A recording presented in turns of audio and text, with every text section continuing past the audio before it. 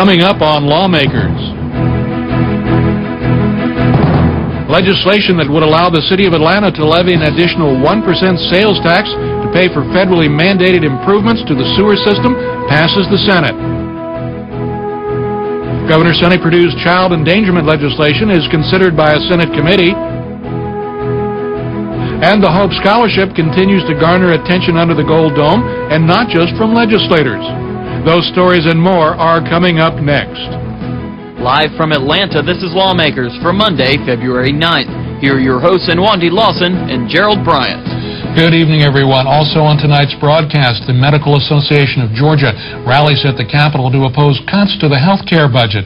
And legislation that would allow the residents of Sandy Spring to vote to incorporate is now in the House. But our top story tonight, the passage of the special local option sales tax to repair Atlanta's sewers.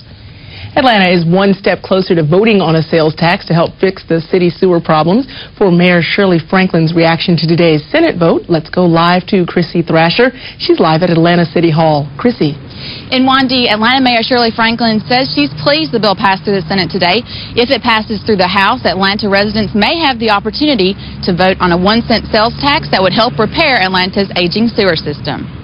It is a good sign that we are strengthening our relationships with the state, that they have heard our request, that the people of Atlanta deserve the opportunity to vote on this referendum.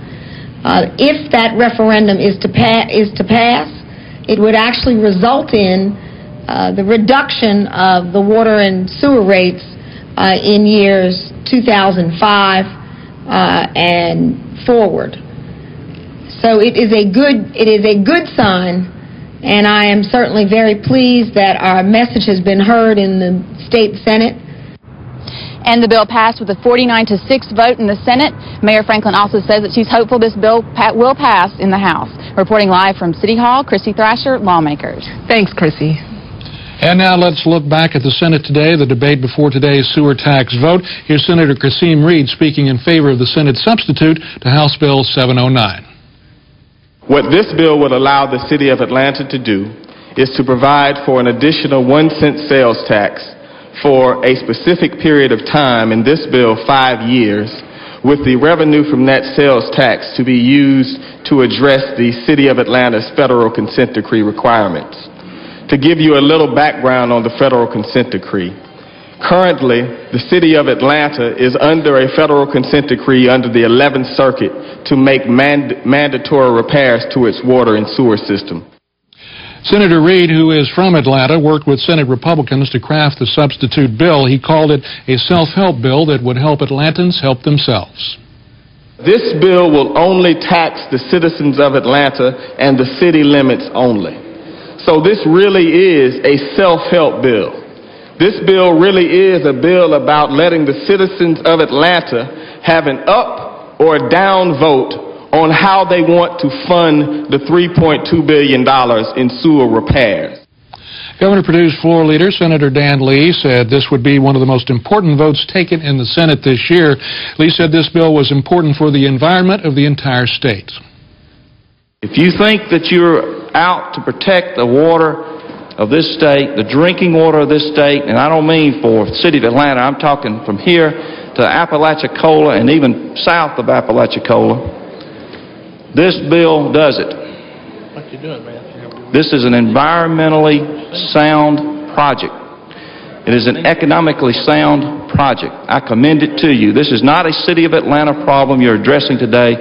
This is a problem for all of Georgia, addressed in a responsible way so that Atlanta can pay for it, but we're all here helping, all of us in the neighborhood.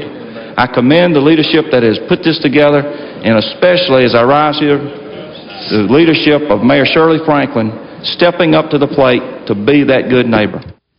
Senator Vincent Ford opposed exempting Atlanta car dealers from paying the 1% sales tax hike that could result from the bill, saying that wasn't fair. Senator Reed responded to Ford's criticism. First, Senator Ford. But the bottom line is this. The bottom line is this. If you pay for a piece of chicken at KFC, you ought to pay the sales tax on the car. If you pay for a small ticket item, and many of the people that I represent Many of the people that I represent do not own cars, will not buy a car, but they will pay for those small ticket items. So we should not protect the big ticket buyers at the expense of the little people. This should not be a fat cat bill. Make exemption for fat cats. We're not trying to protect any fat cats. What we're trying to do is to protect 6 remaining car dealers in the city of Atlanta. And the notion that we don't care about poor people offends me. I care about them as much as anybody. And let me tell you, poor people buy cars. Middle income people buy cars.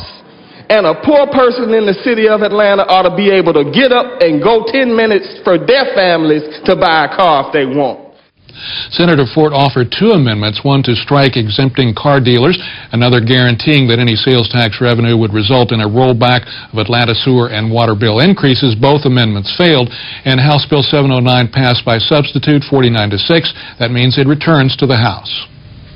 Governor Sonny Perdue's child endangerment bill passed the Senate Judiciary Committee today, but Senate Bill 467 is the governor's second attempt on child endangerment legislation this year. David Zelski is standing by live at the Capitol with the details. David.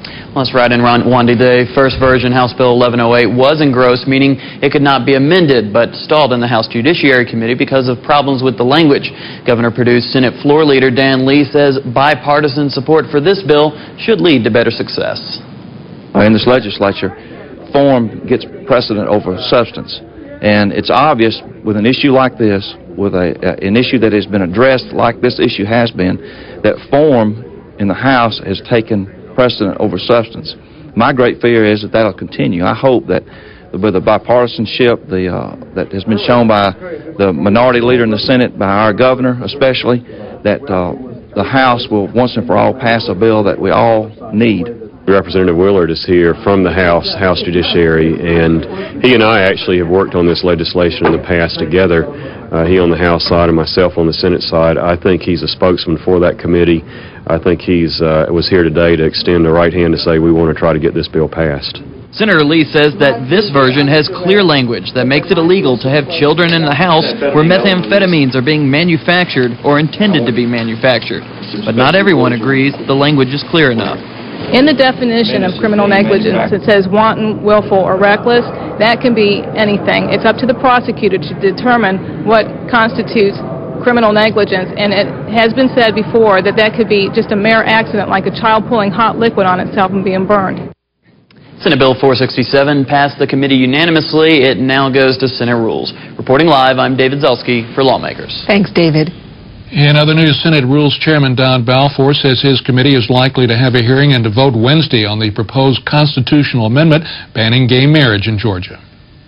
On social issues, there's a little small bill in the Rules Committee, Senate Resolution 595, constitutional amendment which would define marriage as between one man and one woman. We had a law that we passed on the books 5 or 6 years ago doing that very thing. But because of the Massachusetts case and the courts deciding what is constitutional and what is not constitutional, you could have a court in Georgia decide that that law is not constitutional. So this bill's in the committee to be heard sometime this week. That would basically put out before the people a constitutional amendment as to what the people would like to see in the Georgia Constitution. Rather than let judges decide, we'd be letting the people of Georgia decide.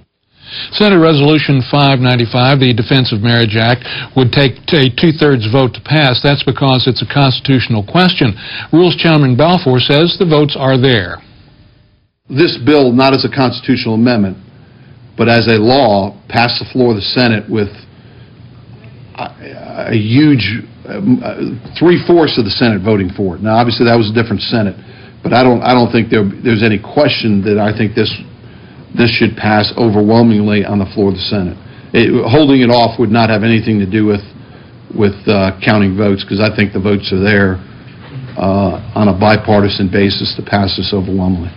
And we'll have complete coverage of any Senate rules hearing on Senate Resolution 595 on our Thursday program.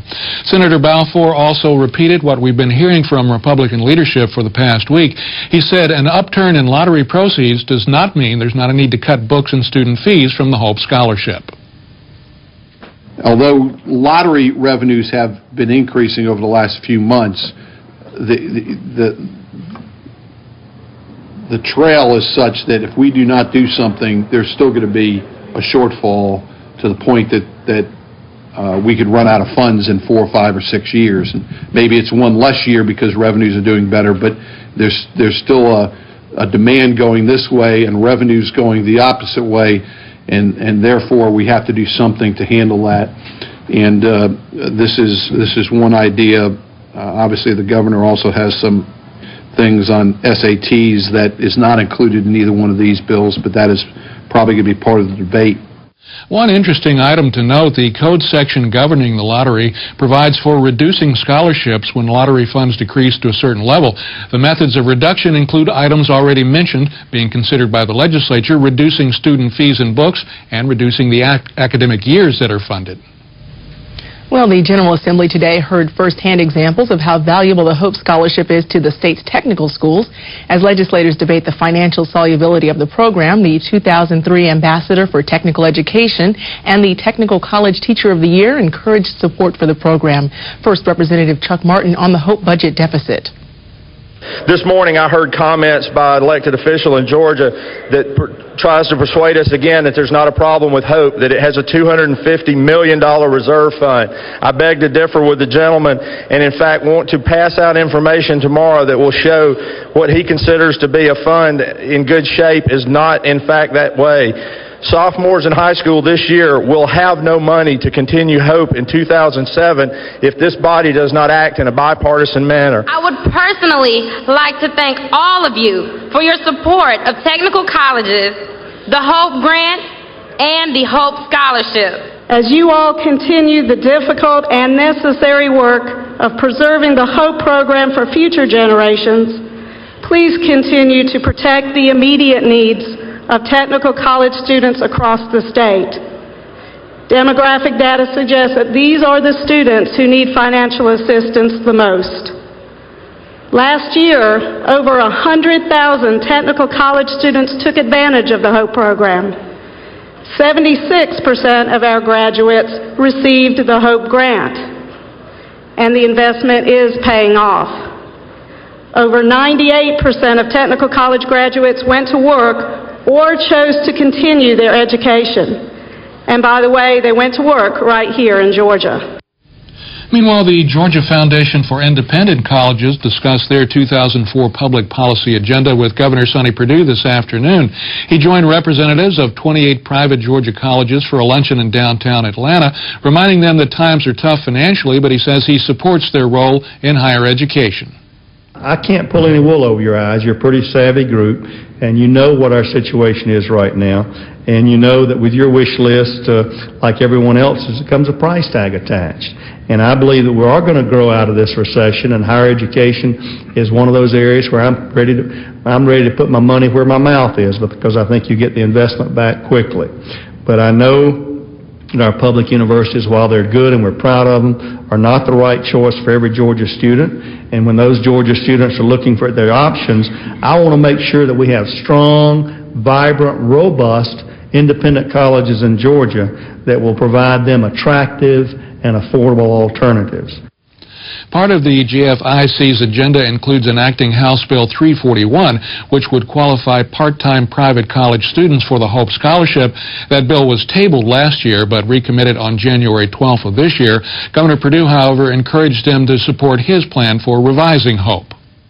Let me just tell you briefly what I propose doing that I think is the right balance between accessibility and accountability. What we're proposing is that students who have the B average, as they always had, would enjoy the Hope Scholarship as they always had. We just want to check a little bit quicker on these students and see how they're doing. For those students who do not make 900 on the SAT, I propose that we check them after the first semester, or the first 30 hours, to see how they're doing. If they're maintaining that B average, they continue on just as they always have. Well, in other news, legislation providing for a local referendum that would make Sandy Springs a city passed out of the Senate Thursday, but the bill's primary supporters in the House say they won't try to move the bill forward until a similar House bill is discussed on the House floor. House Bill 315 would also provide for the incorporation referendum, but it would also restructure how tax dollars are allocated between cities and their between counties, and their incorporated cities. Lawmakers Jesse Freeman is live with more. Jesse. Thank you, Nwandi. Unlike Senate Bill 49, which passed the Senate last week, House Bill 315 would provide for the redirection of some of Sandy Springs' tax revenue through Fulton County. According to Representative Nick Moratakis, who sponsors the bill, that makes the issue more palatable for everyone involved. It provides a different formula, a statutory formula, which will ensure that the cities in Fulton County do not suffer any revenue shortfall. In effect, it will make the incorporation of Sandy Springs revenue neutral as to the budgets of all the cities in Fulton County. Moratakis says providing for these fiscal concerns appeases many of those previously opposed to incorporation, including some members of the Fulton County delegation, yet still gives the people of Sandy Springs what they ultimately want. I get the sense that the people in Sandy Springs just simply want self-governance. I don't think it's about money to them. I think they want to have more control over the zoning in their neighborhoods, more control over decisions that affect their lives day in and day out. And Moratakis also says he expects to see the bill amended to further protect other unincorporated parts of Fulton County against revenue loss, and that he is waiting for suggestions from county officials on the issue. But for now, the bill remains in the House Ways and Means Committee. Reporting live, I'm Jesse Freeman for Lawmakers. Jesse, before you go, remind us again, what's the status of the Senate bill for incorporation? Well, in Nwandi, that bill, Senate Bill 49, was designated to the House State Planning and Community Affairs Committee today. Thanks, Jesse. The Medical Association of Georgia says the future of health care services for women in Georgia could be in jeopardy. Lamakers Chrissy Thrasher has more on this story. These women physicians say health care services for Georgia women are at risk. My colleagues and I here today to bring attention to an emergency in our state. The availability for Georgia women to have the most basic of health services. Services are thought to be important by the Georgia legislature, that they were mandated to be covered by insurance. But as a result of rising medical malpractice insurance premiums, many Georgia doctors have stopped providing high-risk procedures. If you ask many people to describe a high-risk procedure, many would say neurosurgery, removing of a tumor, or a heart bypass. But procedures like mammograms, pap smears, and delivering babies are considered high risk. And the Medical Association of Georgia says this poses a problem for the future of health care services for women. Many of these areas are not being chosen by medical students. They are not choosing to go into OBGYN. They are not doing mammograms as a radiology resident, and they are choosing other areas that are not high risk. According to a recent study by the Georgia Board of Physician Workforce, nearly 40% of radiologists in the state have or will stop performing high-risk procedures, which includes mammograms. Almost 1 in 3 obstetricians and 1 in 5 family practitioners plan to stop delivering babies, and 17.8% of physicians in Georgia will stop performing high-risk procedures. We're at the point now, it's such a crisis when I tell my patients, I may not be here tomorrow to take care of you. We have to reach out and let people know it's not a doctor issue, it's not a hospital issue, it's a patient issue. Reporting for Lawmakers, I'm Chrissy Thrasher. Well, House Majority Whip Representative Nan Orrock says that community health cuts will hurt women and children most, and that these cuts will impact other parts of the budget, including education. Earlier, Representative Orrock told me that a recent proposal by State School Superintendent Kathy Cox that the word evolution be removed from the curriculum may necessitate greater oversight by the legislature. We're urging our Democrats to go out across the state, go to our districts, and listen to Georgians and hear from them about the impact of these education cuts back home. When it comes to the actual subject matter being taught, though, do you think that the legislature should have any oversight over that? Well, the state, of course, addresses curriculum issues, and how that will unfold in the future, there's been quite a cause and quite concern across the state when we see a curriculum, decisions being made about curriculum that have been called into question as seriously as have the decisions that the education superintendent, Ms. Cox, has made. We'll all have to gather around the table and take a close look at that. And of course it raises the question of where these curriculum decisions get made, because there's some judgments have been made that we think are quite concerning. And before I let you go, I know that in terms of the economy, you've also been making a big push for additional job growth, not only in the Atlanta region, but also throughout the state. Tell me about that. Well, you know, under this current administration in Washington, there's been a net loss of 2 million jobs. It's a huge job loss across this country. It impacts all of our communities here in Georgia. Georgians want to see the economy turned around. We need to see the economy turned around, and we need jobs creation. That's part of the basic program of the House Democratic Caucus and the Democrats up here at the legislature, is to look for ways to stimulate the economy, promote economic development, protect and promote the programs in our schools that provide technical skills, because we want to be building a workforce that's world-class here in Georgia. So there are many ways, and I go back again to the budget, that protecting the health care dollars will, they say that every $100 million spent in health care produces, well, I believe it's 3,300 jobs. For every $1 million spent in health care, you create 3 jobs. When you spend $100 million, you create 3,300 jobs for Georgians. And so as we look at our budget decisions, we want to be very careful that we don't create unintended consequences of leaving federal dollars up in Washington that need to be in our economy here in Georgia. And at the same time, I'm very committed to seeing that our unemployment insurance program continues to work toward modernization. We're working with Commissioner Michael Thurman, who heads up the Labor Department, is in charge of the unemployment program and the trust fund. Hope to see some strengthened measures and some enhancements to the unemployment insurance fund so that those who are jobless have a good bridge to their next job, so that we keep them producing and keep them in the economy. And it is a major challenge to us to push for economic growth and job development here in the state as we meet during these 40 days up here at the Capitol. And our budget decisions will certainly have a lot to do with that.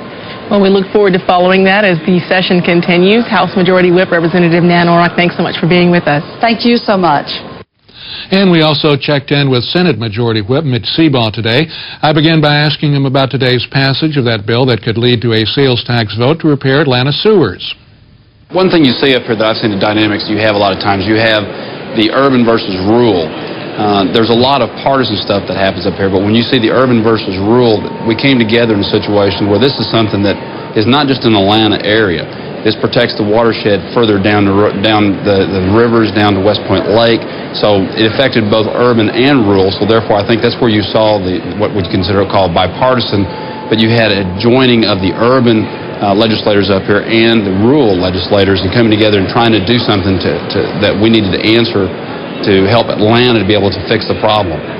Because it was a committee substitute, it returns to the House now. Do you anticipate any problems in the House accepting the changes made on the Senate side? I have not heard of any. I think that we've had, this has been a well thought out piece of legislation. They've worked real hard to bring as much consensus as possible to that. Kasim Reed's done an excellent job in working. He's worked in the House before, and I think that service in the House is going to help in him working that and getting it passed to the House without any problem.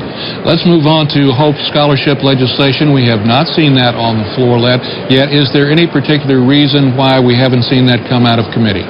Well, you know, you had the study committee that came out with recommendations of what they want to do with the Hope, and now it's been put out there, floated out there. I know that many legislators are like me. We're getting feedback from our district, from the constituent in our district, on some of the ideas that they have and all that. And I think that we go through a process of having the committee hearings, and then we have the legislation that's dropped, and now we'll work through the committee process to any changes that would need to be made to bring it to the floor. So I think it's right on track. And I think we have time for one more issue, and Senator Don Balfour said this morning, he is chair of the Senate Rules Committee, that in all probability there would be a hearing on the Defense of Marriage Act, that constitutional change is being proposed, that essentially would put in the Constitution a ban on gay marriages. There had been some speculation, at least in the media, that perhaps the reason we hadn't seen this earlier, there was some problem getting votes. Senator Balfour said he thought it would pass overwhelmingly. Your take on that legislation? I think you'll have a lot of votes for it. There will be some challenges because there's been a lot of debate on this issue, and I think that when it gets down to it, you'll see that people will go along with a long-established foundation of marriage through civilized history over the years. And unfortunately, when you have activist judges that go out and do things, the only protection that we have is for the legislature to act with a constitutional amendment, and that's the reason that we're taking the step to do that. Senator Mitch Seabaugh, he is the Majority Whip in the Georgia State Senate. We thank you for joining us on Lawmakers. We look forward to checking up with you throughout the session. Thank you, Gerald. Anytime. Well, the House today agreed to offer retirement credit to temporary full-time legislative employees. House Bill 498 paves the way for clerks and administrative assistants to earn pensions. The measure passed with no dissenting votes and moves to the Senate. And in accord with the Board of Used Car Dealers, the House also agreed to increase the bond required by those who sell 10 or more cars per month. Representative Burke Day asked how this would affect private sellers. For the retired guy that might be out there trying to make a little extra money selling cars in the one ads or whatever, will this impact him one way or another? Not really, because the retired guy, I think, would be one of those in the 5 or list, and maybe it would if he was selling more than 10. But we're talking about just maybe $100 and something. What we are really doing with this is protecting the consumer, because a car, even a used car today, you can't find one for $10,000. A lot of them way over $20,000. And this really is a consumer protection bill. It's not a board bill. A floor substitute to House Bill 585 passed by a vote of 155 to 12 and now moves to the Senate. The Senate today passed a House bill to approve of some past and some future expenditures. It all has to do with the state's dwindling reserve funds. Senate Appropriations Chairman Jack Hill explains.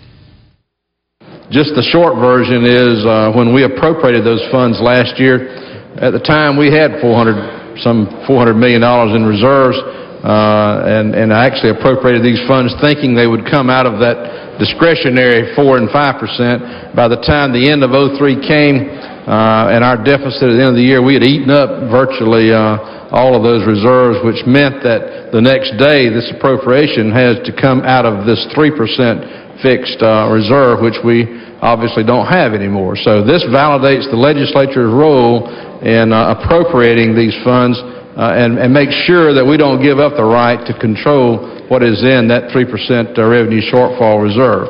This basically validates funds that you have either already voted for or will be voting for when we pass the 04 amended and the 05 budget. The state would be left with a $47 million reserve fund. House Bill 1207 passed by a vote of 40 in favor, 2 against, and it goes to Governor Perdue. Well, coming up tomorrow on Lawmakers, Georgia Equality returns to the Capitol to oppose the Senate resolution that would outlaw gay marriage. We'll have that story and all the latest from under the Gold Dome tomorrow at 7 o'clock.